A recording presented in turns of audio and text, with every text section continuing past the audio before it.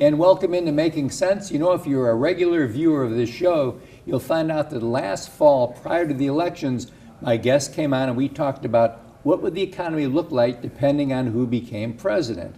Well, today we've brought him back.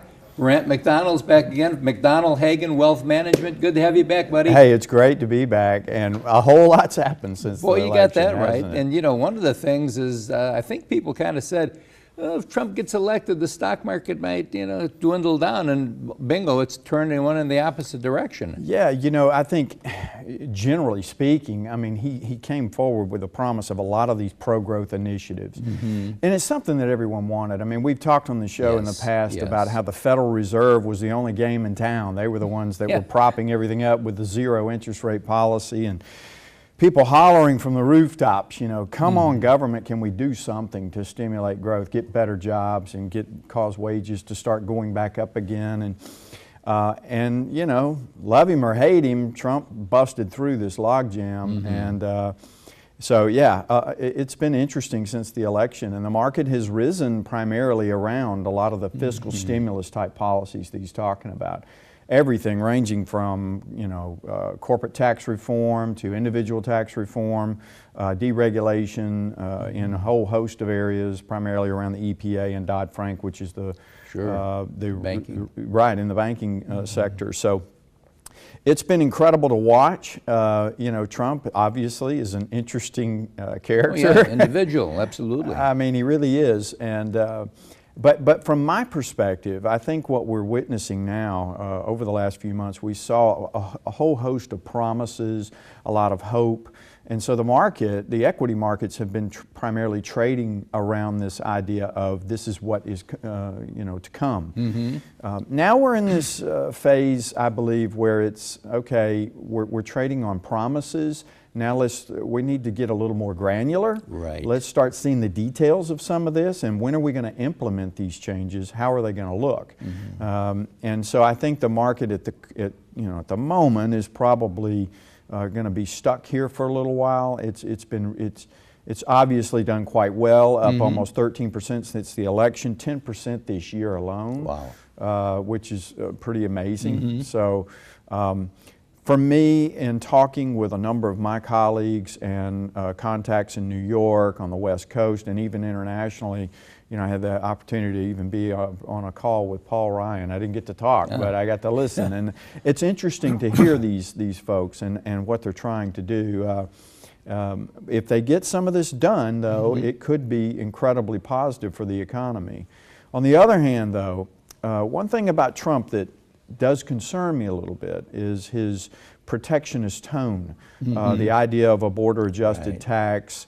I mean, it's incredible when you think about companies like Walmart, for example, and the entire supply chain around Walmart, all of the companies that are involved, from transportation to manufacturing, delivery, all of that across the border from Mexico.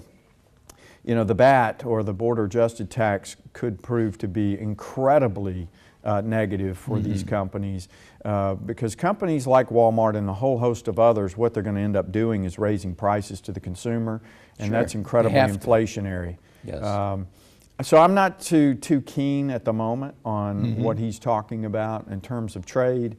But that's not only Mexico, but it'd be China also. There's so many things that are made in China. Absolutely, and I'm not, he says the Chinese are manipulating their currency. I'm not so sure about that. I mean, yes, they peg their currency to the dollar. They've done this for decades. All countries, a lot of countries have done this in the past. So it's not that unusual. And not to get too technical, but China's dollar reserves have been draining. They've lost almost $1 trillion in dollar reserves over the last 12 to 24 months just because they're trying to prop up their currency to keep it pegged. But I know what Trump is saying. I know what he's trying to do. He wants to protect American businesses and American workers. Yes. And I get that. But I'm a free market capitalist. So I have to take a little bit of this, I guess, with a grain of salt as we watch how he unfolds his plans. But all in all, the U.S. domestic policy, I think I like the way that way he's talking. You started earlier by saying that a lot of times you hit these log jams, and normally with Trump, what we're finding out, it's not business as usual. Politicians do different things than business people do.